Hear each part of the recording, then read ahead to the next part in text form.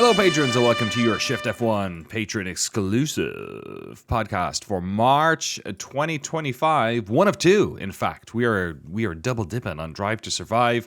We are going to cover Season 8 over the next 2 episodes, the first 4 episodes today, and the next 4 episodes after that. Would you believe? We're doing them in order in the podcast after this one, the next patron exclusive one. We are recording this a day before our regularly scheduled podcast for the first race of the year, so it's going to be very difficult to not talk about that, isn't it, Drew Scanlon? Don't burn pod, Danny. No, that's the number one podcast sin. Do not talk about the thing before the thing. We can talk about our personal lives. We could talk about the weather. We could talk about electricity getting knocked out and blizzards. Can't we, Talk Rob? about marathon. Marathon's all right. We did talk about marathon before Rob came here. Rob, you played marathon? Not yet, and I saw a photo of an interface filled with loot, and I was like, do I want that to be my life? Yes. Maybe you do. Speaking as an arc raider, you do. There you go. Drew, you just cover marathons. Have you've raced some marathons as well, have you? Or is it just bikes you do? I've run a half marathon, and boy, that was hard. Yeah, I did the San Francisco half marathon. Sorry. And almost Did died. y'all see the finish of the LA marathon the other day? No. Oh, with the going around. with the women with the No. I saw a different marathon. I need to talk about. What happened in the Photo LA one? finish at the line. Someone being overtaken. Celebrating? Like, no. Okay. Literally, they're just like.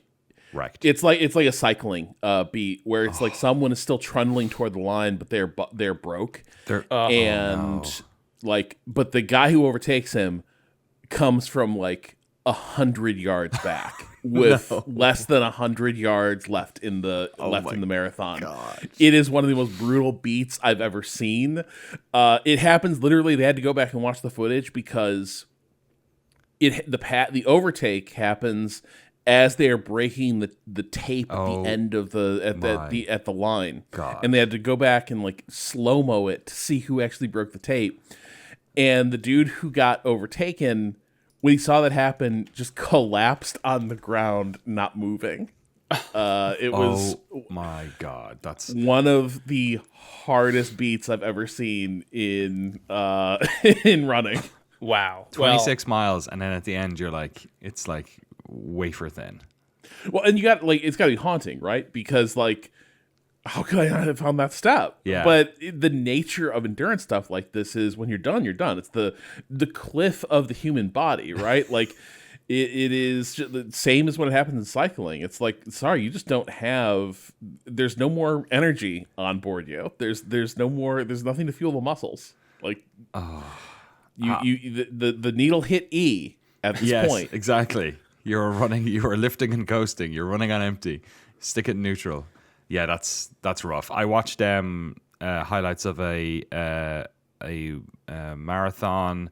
I don't know where it was. Somewhere in the States. It was last week, and the 3 leaders were. It was the women's race. Obviously, they're all racing together. But when they were covering the women's race, the 3 leaders got taken off course by. Oh yeah, did you hear about this? Yeah, it was. Oh my God! Like for a good quarter mile or more, maybe. Oh no. Yeah. So they ended up coming like 5th, 6th, 7th or something. But Yeah. How did the appeal go? Because I have no idea what happened afterwards.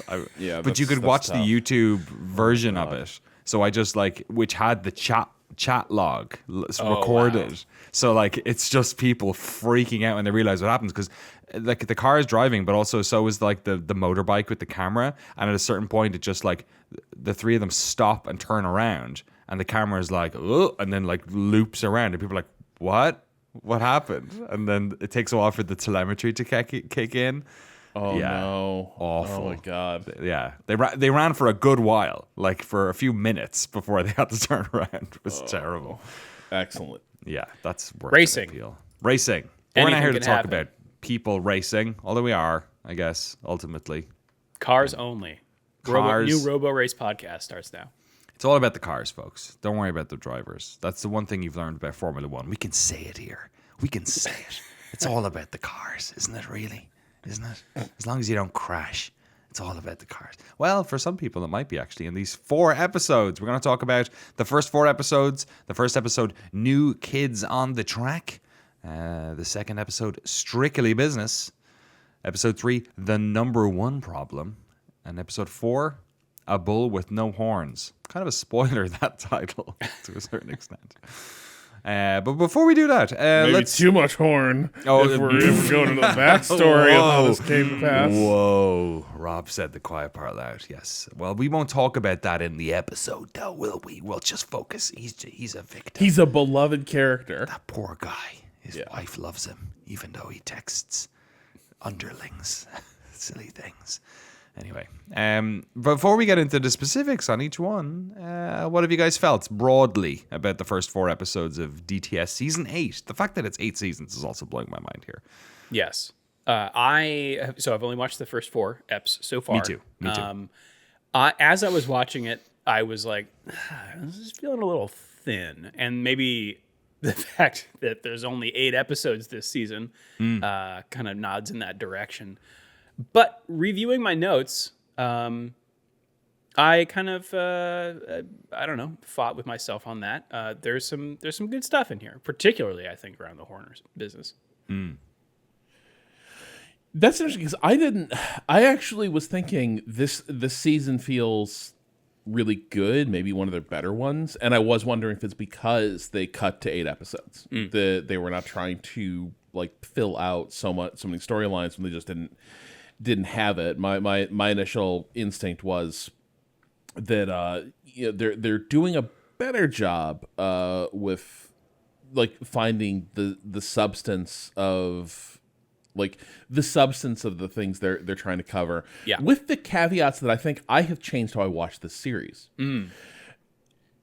I now everyone needs to be on my level. You guys are all watching Drive to Survive on different level. I'm watching it on this meta level. But eight seasons into this, and with having done the show and followed F1 really closely for this long, we are all used to the house style of Drive to Survive and the seams and the way they cover things and tell stories. We know that tons of the stuff we see is staged, right? Like tons of the meetings, maybe all the meetings are staged. People hanging out with their buddies or other celebrities, staged, done for the purposes of having someone say something that sets up the next bit of interview behind, like the interview chair. Also, basically them feeding prompts to people and be like, could you say something about X that will let our editor neatly snip the next bit of footage into place. So you know all of that. You know that Drive to Survive is not, as Danny's talked about a lot, like documentary and truth is a really slippery concept. But on the truth, artificial construct spectrum, Drive to Survive is pretty far on the artificial construct end of things. But I think when you're now just watching it and accepting that, it can still be striking how much you can get out of it from the standpoint of how they are choosing to frame things.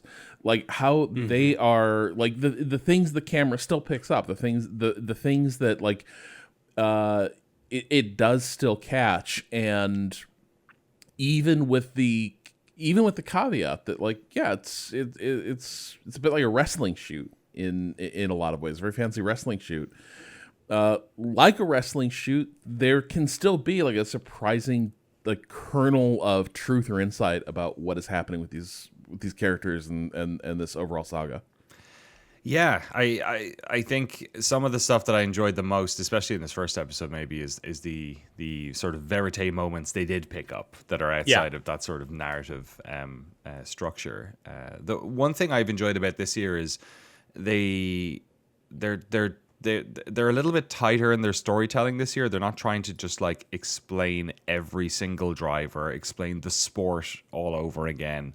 Like they're going into this one with a sort of an assumed knowledge for a lot of people, and as a result, the episodes are sort of the word isn't thinner, but they're calmer. I wonder they're if settled that's what I'm more responding to. Yeah. Is that it's just less dense. Yes. That doesn't mean less substantive. Yeah. I was surprised a couple of times at how like the pace drops for a while in these episodes. They're quite frenetic, this series is, because it's trying to cram in as much as possible. And I think in doing so, they've also missed some things. And let's move on to the first episode, because this is one for me. So New Kids on the Track is all about the rookies that are coming in this year, and it largely focuses on Jack Doohan and Kimi Antonelli. And this is the one where I was like, oh, they missed this. They should have been with Hadjar. Like, the story of the rookie in the early season and how they did was probably Isaac Hadjar, but he ends up being like a sort of a side pot to what is happening with Kimi and Doohan. And obviously, Kimi and Doohan are probably ones that, hey, we're going to talk to Flavio a bunch, and they do in the second episode, and it's a lot more about Doohan. And Kimi is obviously a young rookie coming in. But I felt like, if they were filming with Hadjar, they would have had a bunch of Hadjar in this one, but they obviously weren't. There is a montage, and we do get a shot of an absolutely ripped Isaac Hadjar. Oh, yeah. Like coming out of a bathtub or something. Yeah. It's like really whoa. But yeah, we start with Toto being like, how do you follow up Lewis Hamilton? And cut to a school, and you hear a school bell ring. And Antonelli is in a car with his mom, saying that he got his driver's license. So finally, his mom doesn't need to drive him around anymore. Also, going at 30 kilometers an hour is so boring. Almost certainly one of these, as Rob mentioned, set up situations where they're like, talk about your driver's license. But still, very, very sweet. And then what I liked about this episode, because the first half of this episode focuses on that weird O2... I completely forgot about this. Like car announcement launch thing they did. And the start of it involves sort of a trains, planes, and automobiles style, how are all the teams getting to this event, which I thought was quite well put together. Like, you had the McLarens taking the helicopter, they literally fly over the Alpine guys in a boat, probably set this up, but it was very, very well done. And then you had, Russell and Kimi and Russell on the tube. Oh my God. And Russell leaning into, see, this is the thing, like, leaning into, but also I fundamentally believe Russell is this guy. Don't worry, I will explain things to you. Yes. I will help you understand how this works. Yeah. Yeah. Yeah, like little brother, big brother vibes, very strong on this one. I think the behind the scenes stuff around the O2 Arena event, which I kind of liked. I kind of wish they'd done it again this year, just because it is funny seeing how the teams did their walkouts, and everyone else watching the other teams doing it and reacting to it, like Norris. It has that Piastri. Talent show vibe. Yeah, like everyone sort of nervously, like it's almost our time, and you catch Lewis and Max catching up as they fade into like comfortable colleagues and rivals, but also like. Do you remember what they were talking about?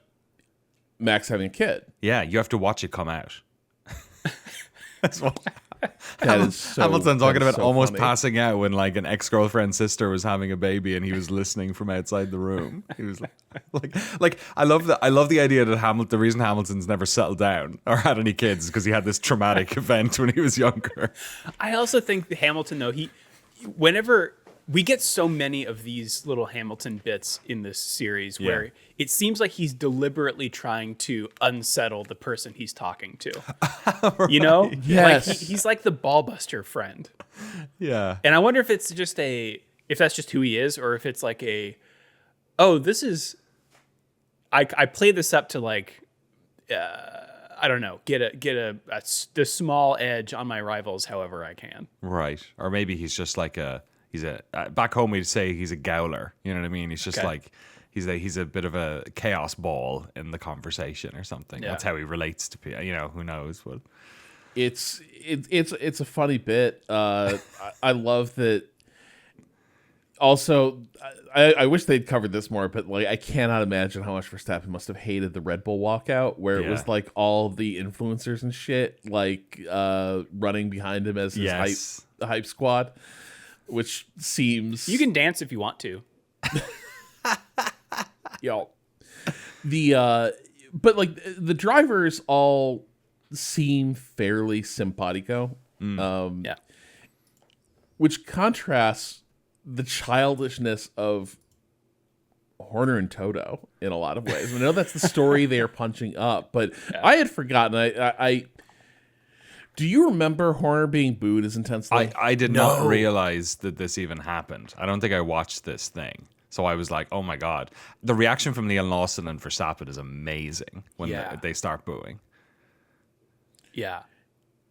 Like he gets, and that's I was wondering, are they playing up? Is this Drive to Survive? Like, are they pumping in booze? Hey, like, like just crank up the track with the booze, and they made it sound like he's just getting fucking tomatoed here on the stage. But I don't know, because like he does acknowledge it there on the stage with with the MC, and it is sort of a moment that neatly sets up the fact that this guy he's not popular anymore. And the thing we'll get to this. Well, Rob, it's because they win so much, or because he's the villain in Drive to Survive. That not because of his actions and words. Right. That is the narrative they settle on, yes. And I think that is one of the, this is where Drive to Survive really does struggle to cover everything. That is like, fundamentally, I don't like, we're all agreed. If he's being booed, that's fundamentally because of the allegations around him. Yes. Right? Like, I would expect, I imagine that there's probably some amount of like, oh, I'm tired of you and Max winning. But I gotta believe sourness over like Abu Dhabi 20. I mean, there are a lot of I don't know. Like by this time, McLaren have won the constructors, so I don't think people are as annoyed by Red Bull at this stage. I think you're right. Yeah, but I remember Drive to Survive addressing that stuff relatively head on when it came out. And so the fact that they don't allude to it at all here again is a little strange. Yeah. When we're all grasping for straws, why would they be booing him? I thought that they did capture him like sort of, I forget who it was, Zach or Toto saying like, and this is in front of their sponsors, like this is not a good look. And there is a very there's a couple of times where they catch him talking to, Dr. Helmut Marko, thank you, or the sponsors, or somebody else like that Sky Sports beat reporter guy, I forget his name, and he doesn't have that unshakable Hornerness around him. He looks like quite. There is an awkward version of Horner. Yeah, and again, editing, who knows, but like they capture him like saying to, I forget what he says to the sponsor guy at the table, like, it's like a pantomime or something like that, I think he says. Oh, and he has to say it like twice because the guy didn't hear, and then the guy's like, yeah. You're like, he just, it's like I've always done when I don't hear what someone says or don't understand. I go, yeah, right. Yeah, it's like very, ooh, I don't know. Well, and just Horner going for phrasing it like it's pantomime, right? Yeah. And it's like, again, that feels very English public school in some ways, of just, it's like like an American, you'd be like, again, like it'd be pro wrestling is probably the metaphor, right. Or yes, it's you're just characters in a story, but going to pantomime, it's like pulling Commedia dell'arte or something. It's the reference. Well, we're all through the Proscenium March here on at the O2 arena. But then you have Toto just being so fucking corny, but can't help himself. He thought he was going to rock the room, and the room rocked him. Yeah, God. I think that was the most entertaining part of this episode. The rest of it sort of concerns a couple of different drivers. Like, well, it's kind of the same usual episode 1 place setting. This is where everyone is now. This is where the drivers are, because there was a big mix-up, obviously, last year. Shake-up, rather. But it then sort of settles down into, like, it spends a bit of time with Jack Doohan, Liam Lawson, Jack Dawson. I just made up a driver. Kimi Antonelli as well. Yeah, I mean, we have to set those stages, right? Yes. For Liam, for Doohan, and we also get, speaking of a bunch of teams changing drivers around, Hamilton and Sainz on the the pre-race truck waving to the crowd. Hamilton's just like, "Hey, we're both in new race suits. This is kind of fun, right?" And Sainz is like, "I've changed teams 5 times. This is not fun." Lewis is like, "Oh, this is only the second time I've done it." Oh, right. This most recent time is because of me. Yeah, exactly. Good point. That's right. Not really said. The last third of the episode is kind of all about last year's epic Melbourne race. I forgot how disastrous this race was. Yeah, I forgot how much it rained. I was like, especially because we literally just watched Melbourne as well, so live. It was it was fun to see it. Like, obviously there was a bunch of retirements. Doohan doesn't do very well. They also touch upon Piastri's spin at the near the end of the race, where he sort of sympathetically goes off the racing line after Lando did in front of him, and then sort of beached it on the other side and then got out of it and ended up losing out to Max. He was running in second, wasn't he? So they touch upon that stuff as well. But I think Kimi Antonelli finishing that race is the sort of victory moment of this episode. You know what I mean? Like, surviving it, which is fair enough, because like Alonso crashed in it, like a lot of veteran drivers did. So fair Bortoletto in the wall, Lawson in the wall. Yeah. Doohan crashes on the opening lap, and Hadjar doesn't even make the start. So yeah, yes, Antonelli 4th is incredible, and his parents were there, which is really cute. Yeah, exactly. They brought his lunch, I think. He left it at home, so they had to bring it to and then we're on to episode 2, Strictly Business. Oh my God, incredible opening. Which Flavio Briatore do you like? His favorite is Che Guevara, Flavio Briatore, but which is your favorite? Collect them all. We see. So hang on. Did you need to see Flavio before you knew that oopening shot was of his home? No, I did not. No, I knew immediately. All we saw was an opulent residence, and we're like, ah. This is one of the. I always wonder who are the people who buy all this shit art. It's him. It's Flavio. It's the stuff that you find in those Vegas art shops. You know what I mean? Yeah. Where it's like where Michael Jackson bought all his like fucking weird carousel. Is that solid gold? No, it's plastic. Yeah. No, it's not. Also, what does the producer think that he has a solid gold bear that's 4 foot tall? Like, do you know how much that would cost? Like, I think it's just a tee up for him to be like, yeah, no, it's fake. That's fair. Yeah. Perhaps my favorite quote from this section: "I'm not a dictator, but if you don't do what I tell you, you're out."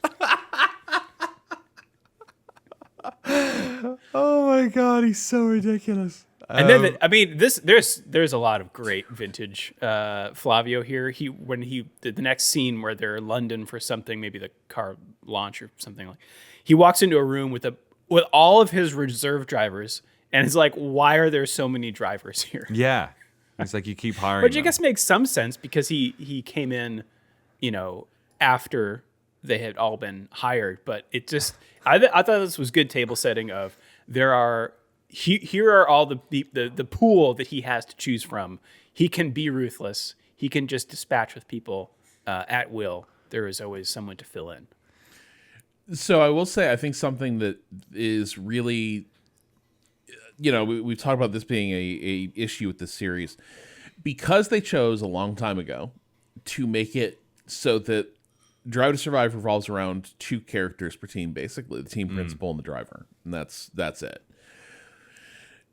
I do feel like there's a bit of an injustice being done to Flavio here, and mind you, I think he's a prick, but I still think he's being a bit ill-served by this framing, because it does just make him look like he is this dictator, like shuffling through drivers indifferent to their feelings, and also just like being very chaotic. And I think what gets sort of soft pedaled here is that he's trying to turn around a team that is basically hosed. That he is, and crucially also, the drivers. This is the other part where they let their subjects down a little bit. The drivers also can't affect this. The car is bad. Like Lauren Rossi effectively destroyed the Renault Alpine program. Their engine team has been lost in the weeds for the entire turbo hybrid era, and Flavio is being the bad guy there to sort of shut that down because they can't continue burning money on it.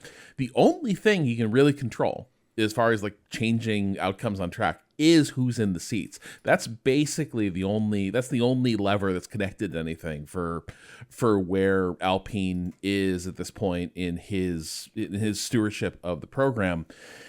And the way they frame it is he's just like, wow, look at these drivers dance, little monkeys dance. And like that is part of the Flavio story, but I think also, like, if you watch this and this was your insight into Alpine and F1, you would have like, oh yeah, Flavio is just an asshole who's just sort of like, you know, capriciously just like deciding who's up and who's down. That's no way to run a race team. And I think the reality is a little more nuanced, but that reality depends on having a camera that takes in anything outside drivers and team principals. Yeah. He sort of adopted the Gunter Steiner role a bit in the past 2 seasons as well as like the kooky European. But I mean, he also is a kooky European, so you know he's sort of he's earned that. But you know, for any character, we need a contrasting character, the sort of yin to their yang. And so introduced this year is everyone's favorite team principal now, my favorite team principal now, Jonathan Wheatley of Kick Sauber fucking whatever they're called, Steak, Kick Sauber or whatever. And we're introduced to him sitting down having like a sort of a Marriott breakfast with his wife, which sort of... Is that the first shot, or is the first shot... There is a shot of him flossing. Oh yeah, that's true. Yeah, that's so good. It's so good. Domestic life. Him and Flavio, of course, have priors. It was at a Benetton they were together. Yeah. A long time ago, and obviously Wheatley having great success in the intervening years in Red Bull or Mercedes. It was Red Bull, I think. I think it was Red Bull. Yes. And then obviously now he's a team principal, and he is a kill them with kindness kind of guy. He's a where positivity softy. is the norm. Yes, very. The way he talks, just the like, very Mr. Rogers. Yeah, he should have been like a pastor or something. Yes, you know what I mean. He's got that energy. You know, Yeah. Throw the arm around your shoulder. Don't worry, buddy. You'll get him next time. Even that, I think, is still because he's still so soft spoken. Like Mr. Rogers, the thing I keep returning to is like never going. Like we're just not going to threaten children. We're just everyone is going to be reassured, and we're going to affirm them. We believe in them. The important thing is they believe in themselves. Don't you agree?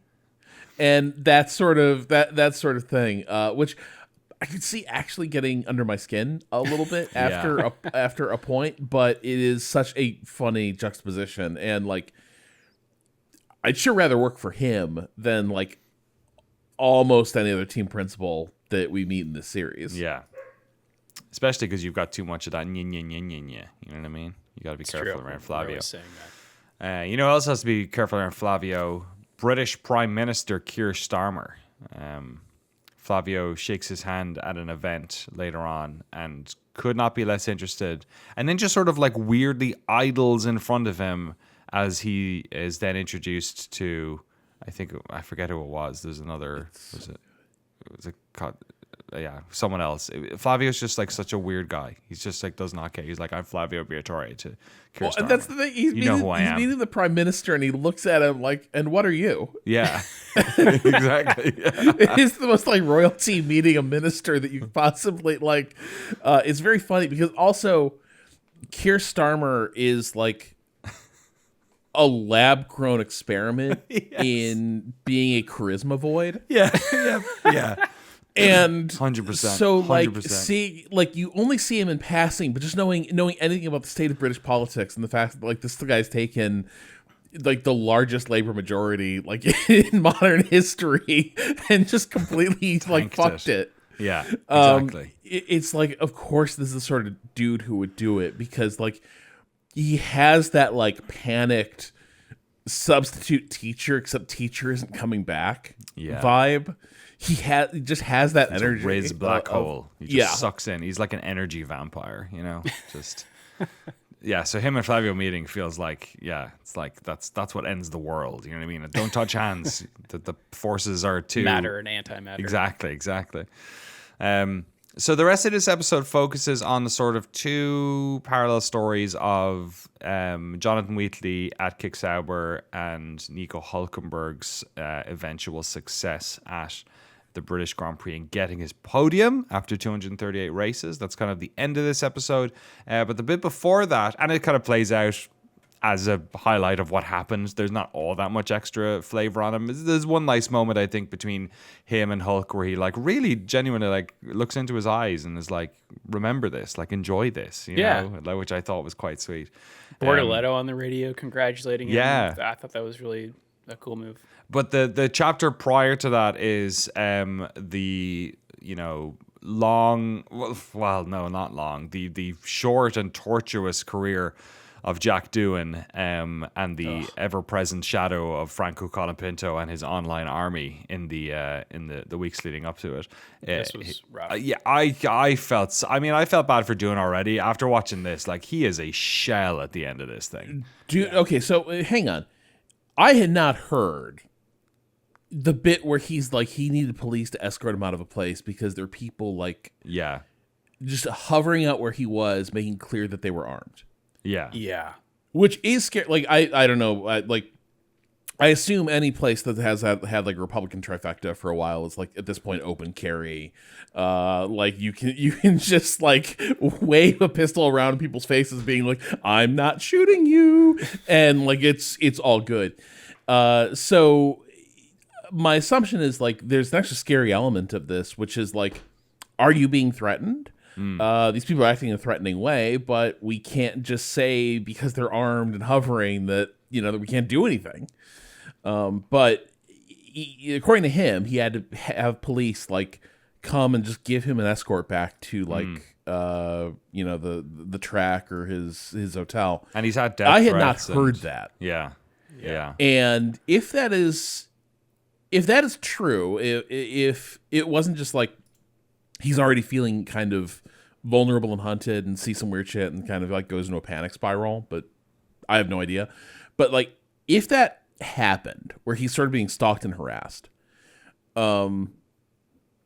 it's appalling, and it really does make Alpine's handling of it and Flavio's handling of this like really unconscionable. They also don't really get into like specifics over who's threatening him. Like they never mention, I don't think, that like, oh, this is actually Colapinto's fans. Like, you know what I mean? Like it's more like, oh, you're not performing. Like it's all that crazy Alpine fans out there. They do a little bit in editing where they like, you know, Doohan will crash or something, and they'll cut to people in the stands chanting. Yeah, that's true. Yeah, like yeah. that. Colapinto. Yeah, there's a bit of that. Yeah, like he's hearing them sing. Yeah, but they don't get into like ultras culture. Yeah. Of like what's happening here, and it isn't just Colapinto, right? It is just fandom. Within that online culture. Yeah. So yeah, I like this episode. There was a decent amount in there, a lot of interesting characters, and ultimately it ended with Nico Hulkenberg getting his flowers, which was fun to watch and enjoy. The one thing I would call out is I think Gasly hates Flavio's fucking guts. Yeah. I Like I like it's a staged meeting where he tells like Colapinto like shut the fuck up. Yeah. You Like, are the right after problem. the switch. Something like that. Yeah. Like Yeah. from what we know about Gasly and how protective he was of Yuki Yes. over at Red Bull and his own scars from going through the Red Bull ringer. Man, I can't imagine a person whose vibe you like less than Flavio. Gasly increasingly seems like a, nice guy. I think he seems like throws his arm around his second driver and seems to have great relationships with everyone he's driven with. You know what I mean? Like, and even Yuki. Not was pictured Esteban Ocon. Oh yeah, good point. Sorry. Yeah, that's maybe the yin to his yang.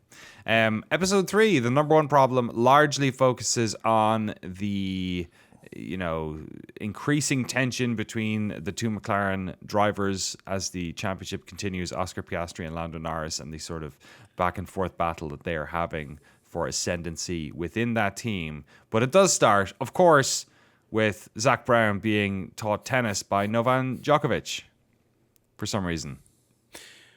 They appear to be buds. They appear to be good friends, yes. They don't talk about balls as much as Norris does with his buds. No. I think we have to like Zach Brown is an all-time star fucker. Like this guy is just like master of the game.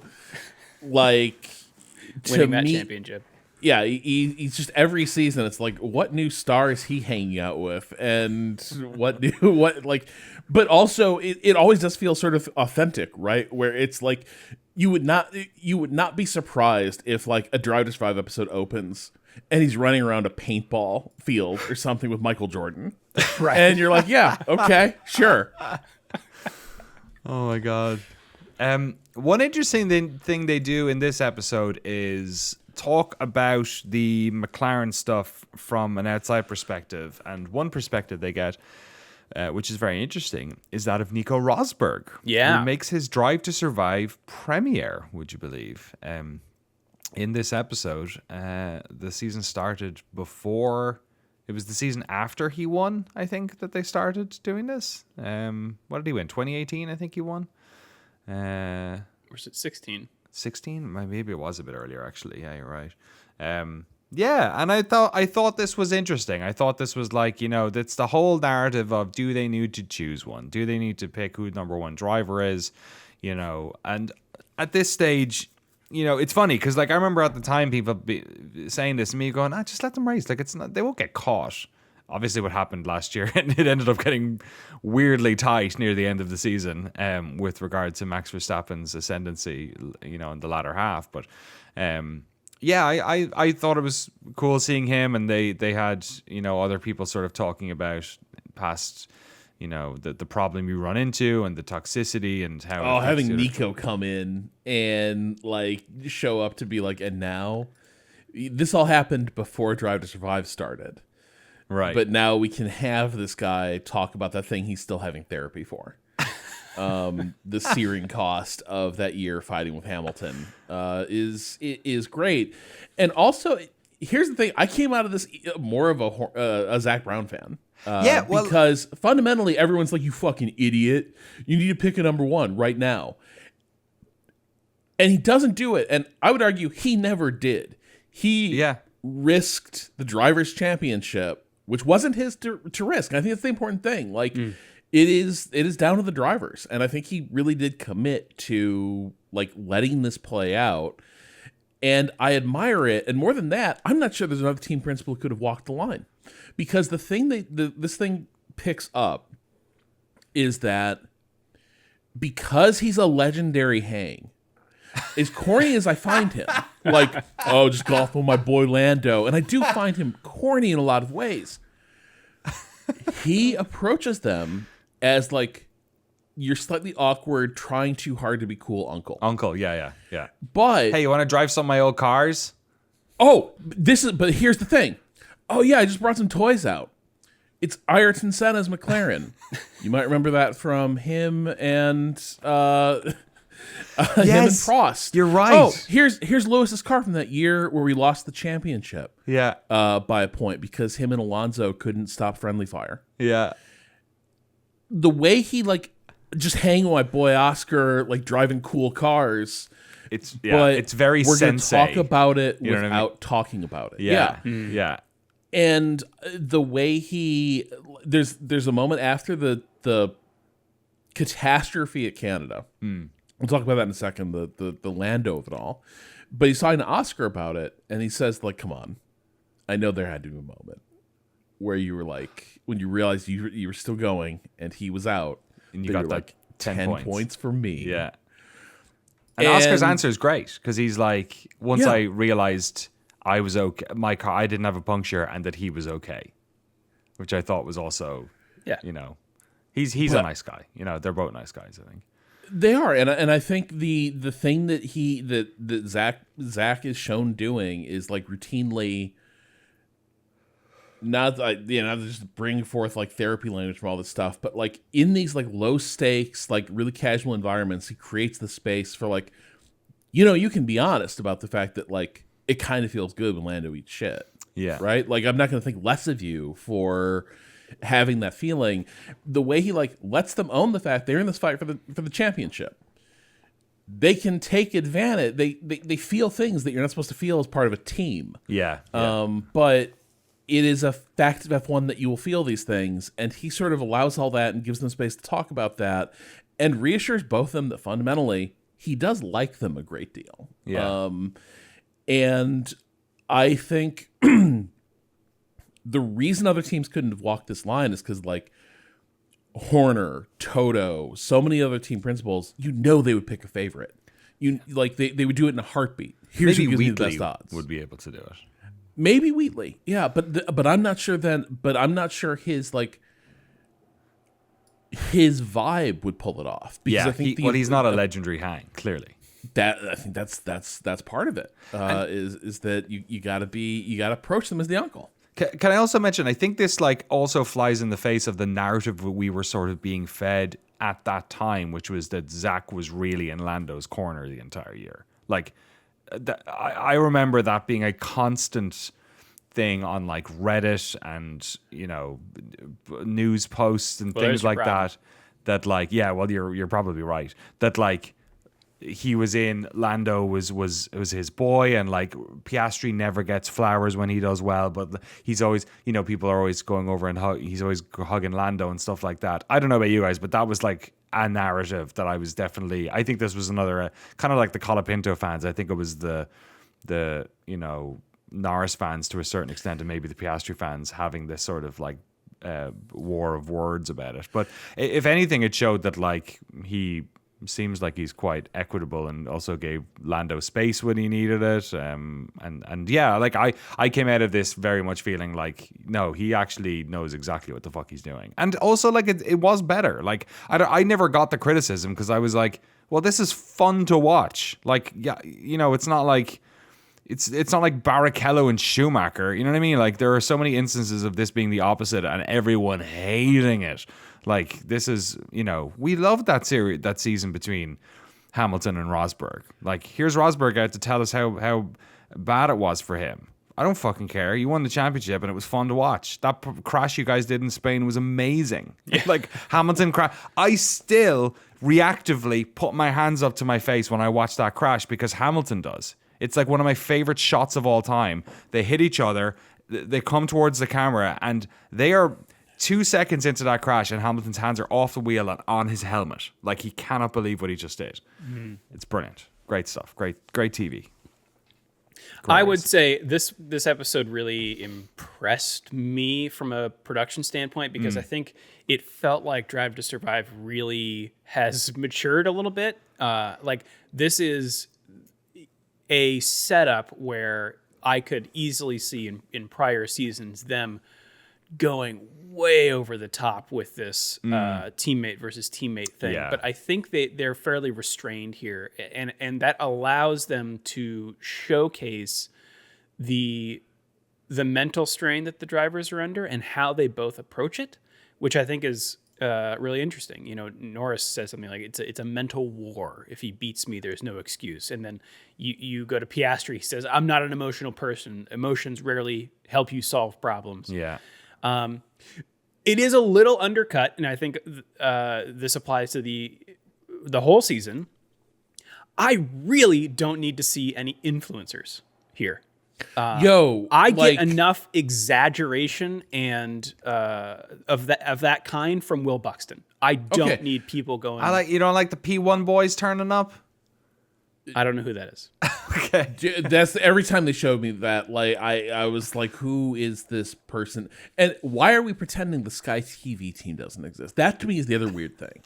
Is like they have like talk shows and shit. Like you can pull stuff from Sky's coverage. You can pull stuff from F1 TV's coverage. I guess it's because those things are maybe too official and they just want to show amidst the tweets. And here's what they're saying online. They're roasting you in in chat, bro. I realize this is probably a personal thing. I just really hate that stuff. No, so much. Be boomer-fied. It's fine. I don't want to hear from these people. I follow P1 with Matt and Tommy, so like whenever Tommy turns up, it's like, oh, that's that it makes sense to me because like I watched some of their post-race, post-qualifying reaction stuff. I should note, like I'm not trying to throw shade on those guys. Yeah. Like we are F1 like content producers, right? Like I deliberately don't ingest any of that from other folks. I try to keep it like official sources as much as possible, just because I don't want to be. I want to create our own thing. Yeah. I also don't listen to like many other like video game podcasts for that reason. You know what I mean? It feels a bit like work or something. I don't know. Yeah. I'm sure they were pumped to be involved, but I just I don't know. The exaggerated nature of I think online discourse is just it's so uncool. Well, and I think because they're putting it of a piece with just like hot takes on Twitter at the same time, and like I think they're also being ill-served by it because it makes them look like, hey chat, I'm in here to just like tee off on Zach Brown and Lando Norris, and that's not what they're doing either. But it's sort of painted as part of this like, look at that way. Ooh, there's talk online about how much this person sucks.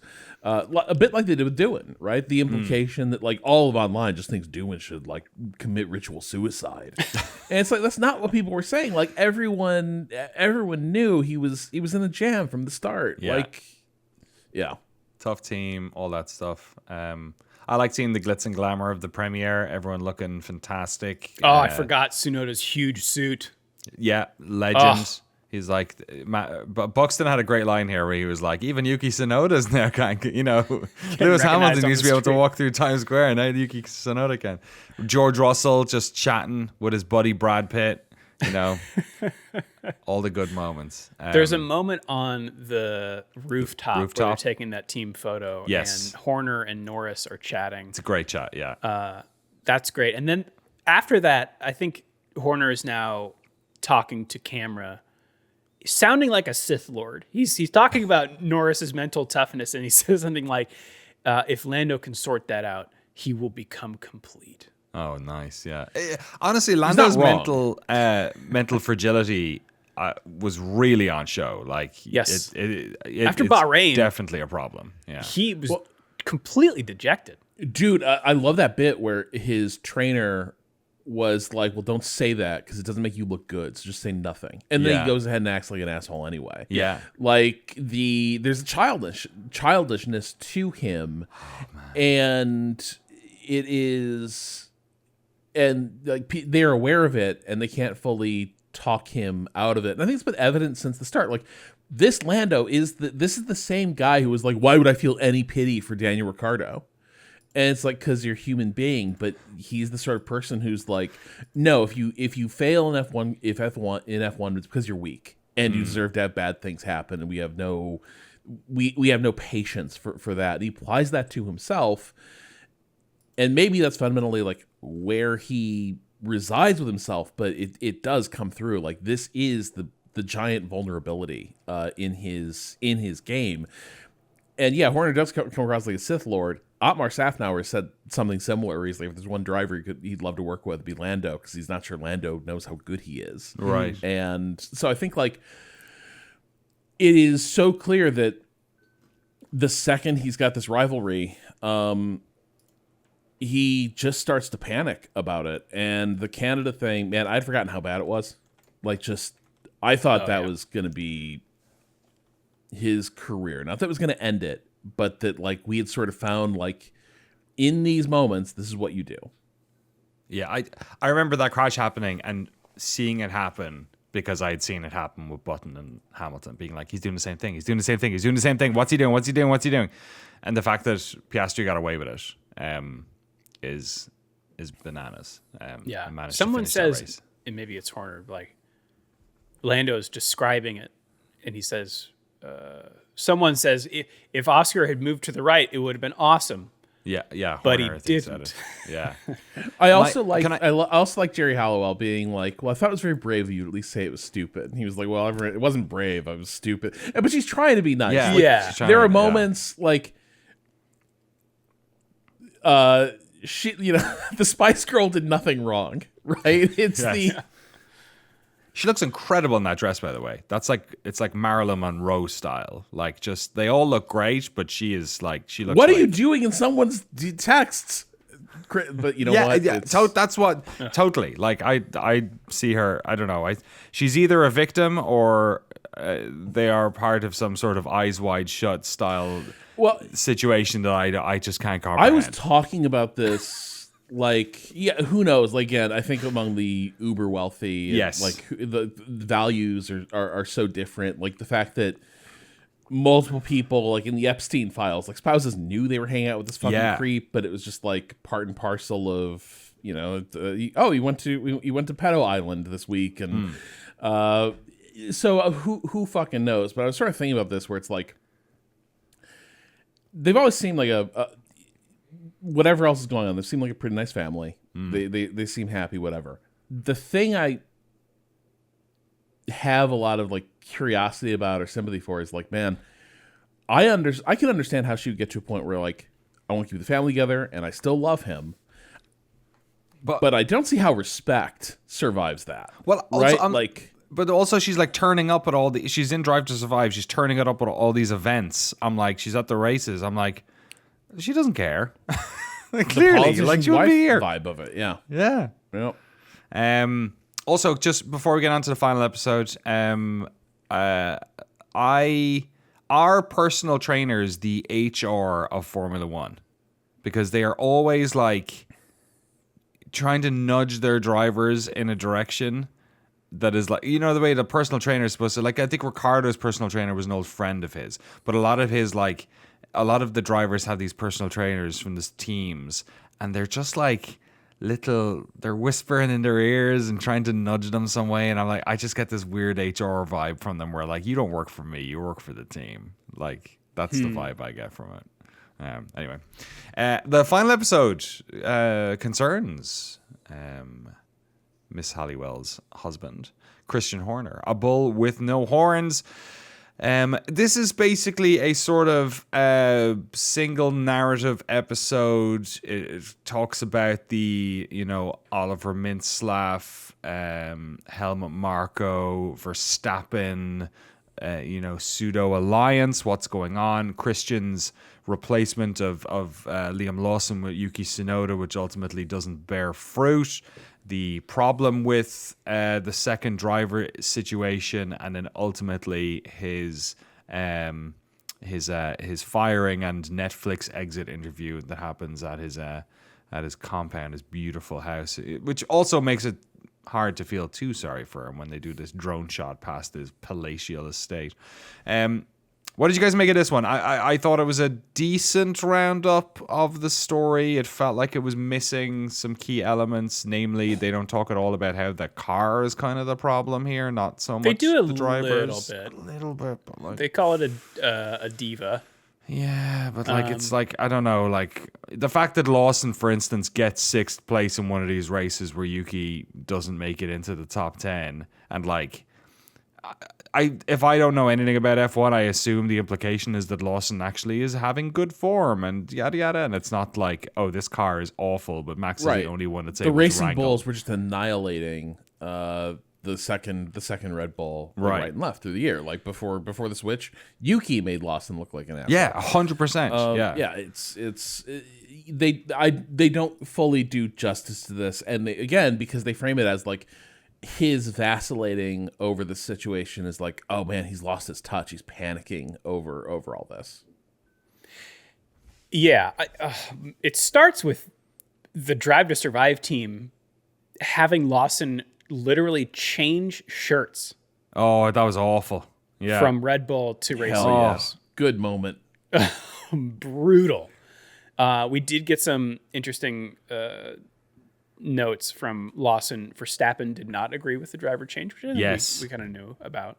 There's that part cool. where then afterward, Tsunoda and Lawson are both at some photo event, and Tsunoda says something like, "I guess I just got bigger balls."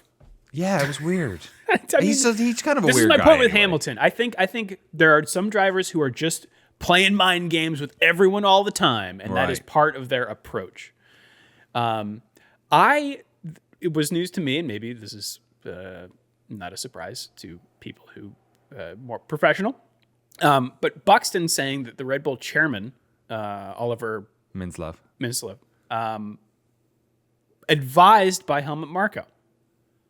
I didn't know Helmut went that high. I don't know. I always assumed that was the case because I mean that's ultimately what he was doing. I knew Verstappen. He was like in Verstappen's orbit. Well, he was the fact that he was in Mateschit's ear. Like that was his whole point was that he was Dietrich Mateschit's like old buddy, and he was in the team as a trusted source. So I always assumed that whoever took over on that end on the Austria side was probably who Helmut was talking to.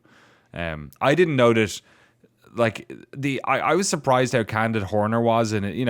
I thought he'd be NDA'd up to his teeth after he gets fired or whatever, but maybe not. But the fact that he was able to just kind of come out and say what he thought happened, which seems reasonable enough an explanation, but also say that I was always sort of pushed to take these junior drivers, like it wasn't my decision to bring in Lawson, or it wasn't my call. I thought that was a bit weird. I was like, or to really? Swap Yuki and Lawson. Sorry, to bring Yuki in, for Lawson, I thought that was a bit like... I mean, he's sort of incentivized to say that because it was a bad move. Totally, yeah. But yeah, I think at the end here, when we finally just get the info dump from Horner, it is it's a little like, I don't know if cathartic is the right word, but like illuminating. Yeah. He does seem genuinely really upset. You know what I mean? Like personally upset. And this is not me trying to, give this guy an easy break or whatever on his performance. No, but his demeanor is job. different throughout all this. And like that we've seen him tense up before. Like really, I mean, the Horner, once the allegations break, and it's also clear that like he is besieged by the Helmut Marko camp.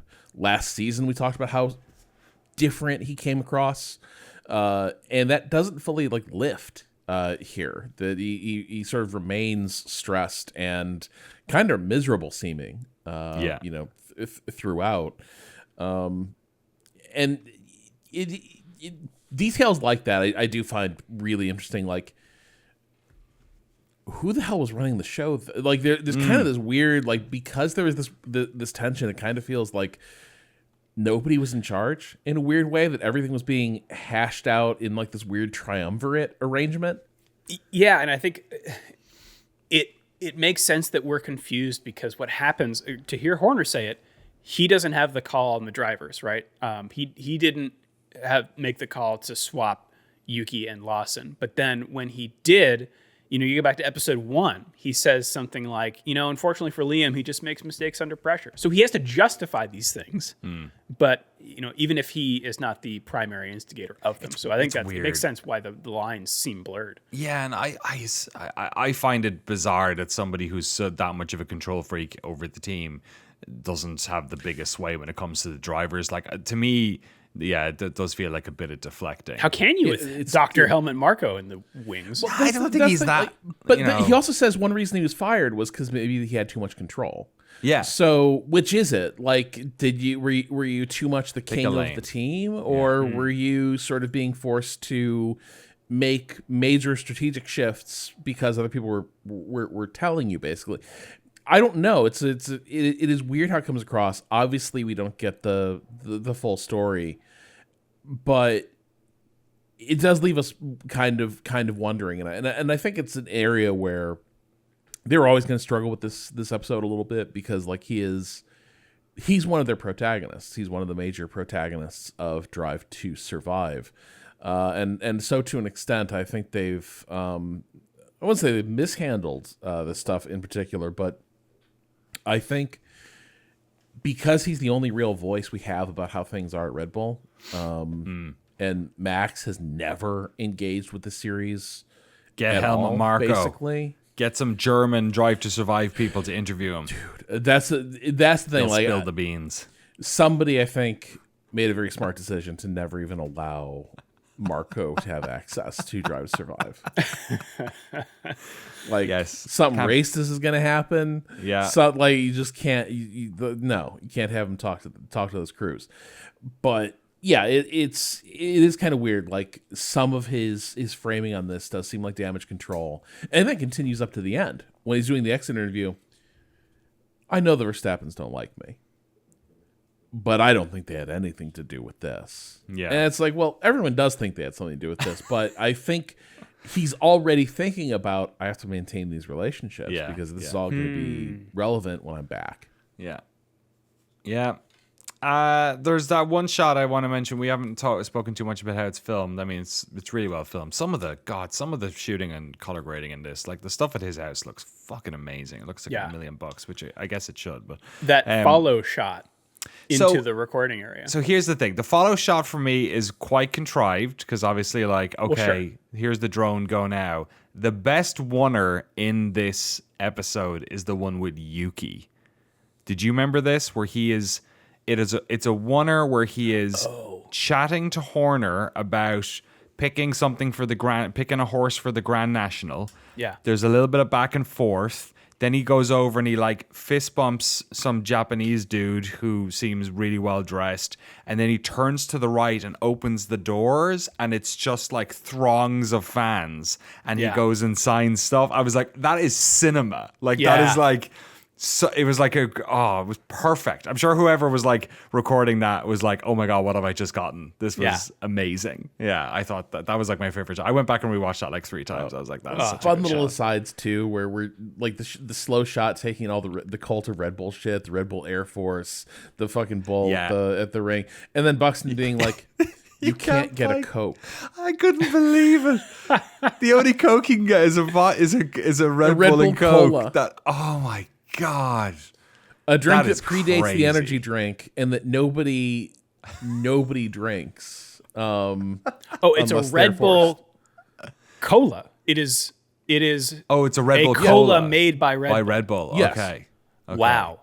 Like, and I am convinced that nobody who does not work for Red Bull has ever consumed this voluntarily. We have to do a taste test, I think. Oh my God.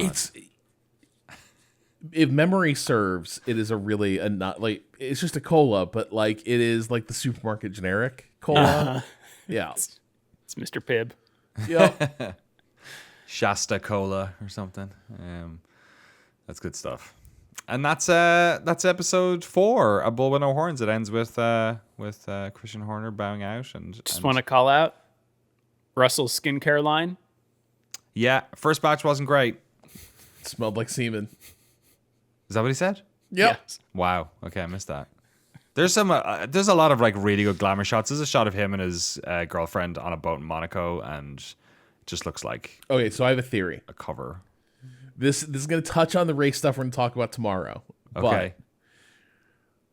But I think Russell has realized, like, the future of Mercedes is Kimi.